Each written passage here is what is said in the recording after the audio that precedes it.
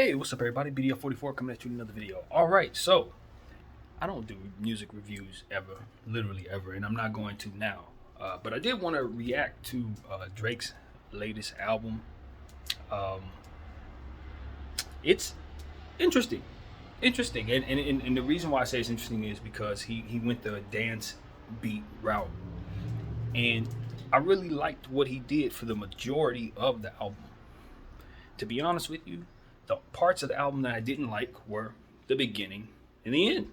That's how that really worked for me. Like the first two tracks, I thought they were a little distorted, a little, slow in terms of like he was trying certain things, and it just didn't seem like he was keeping tempo to me in some of the tracks. To be completely honest with you, it sounded like he was a step slow in certain songs. It sounded like the drums patterns were a little slow. I don't know if that was deliberately done. And to be honest with you, the drums that I'm referring to, I actually like the drums, but it just seems like they were slow for the tempo that they were trying to keep.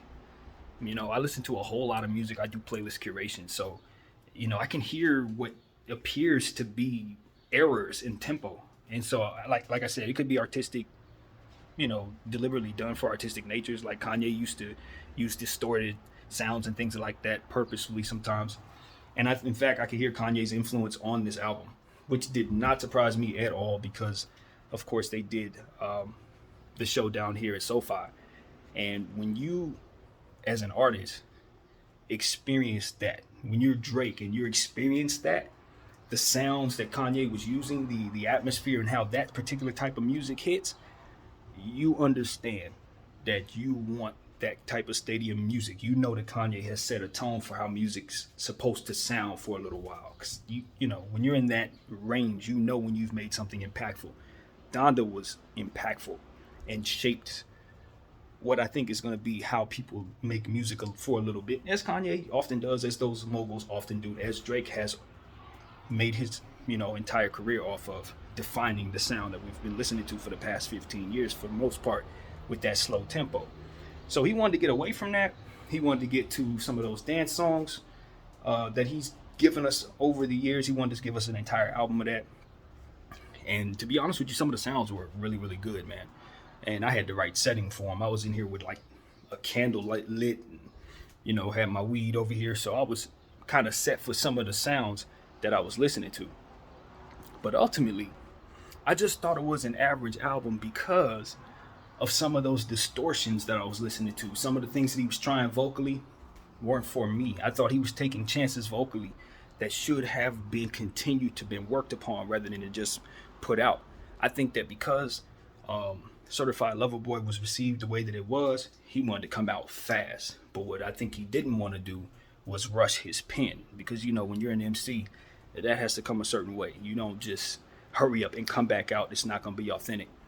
Drake is going to be judged by the highest of the highest in regards to MCing. Joe Budden's gonna be listening to every word, so he couldn't just come out in 6 months and drop something with rap. It had to be a vibe. So, that's what it was. He just gave us summertime music. I'm not surprised to see him drop fast, like I said, but at the same time, it's like when you drop fast, you gotta understand, if you don't hit with the second one, now you're on a 2-game losing streak if you're Drake. And right now, that's exactly what this is. Just keep it a buck. It's a good album if you like dance music, but it's not going to connect with some of his core audience. And then some of the song choices that he chose, phenomenal. But his vocals, to me, he has to continue to work on that. He has to, if you want to take on that tempo, you know what I mean? You're in an entirely different world.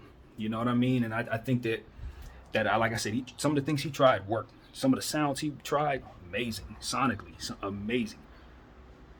But like I said, I think the vocals, they needed work.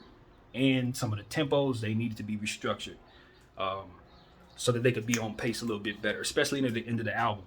I thought he was artistic, you know what I mean? I thought he tried a lot. I thought the writing was good, on a lot of the songs. It had me thinking. So overall, the meat of the album was good. If you like dance music, you like techno type music. But, I just felt like maybe he could have taken another 2 months, redid them vocals, worked on some of them tempos a little better, get that sound down better. So it would have been executed in a way that sounded more authentic to that sound, rather than somebody trying to do that sound. You see what I'm saying? Those who know that music are probably gonna look at that and be like I know that's what they're gonna do. So yeah, I give it's average. It's an average Drake album. I thought he tried something. It's supposed to be his 808 and Heartbreaks. Like I said, the Kanye influence, he's all over the album. Trust you me. Even though Kanye ain't credited, he's probably did most of that album. You can hear it. So yeah, I like it sonically. I like it. Overall, I'm give it like a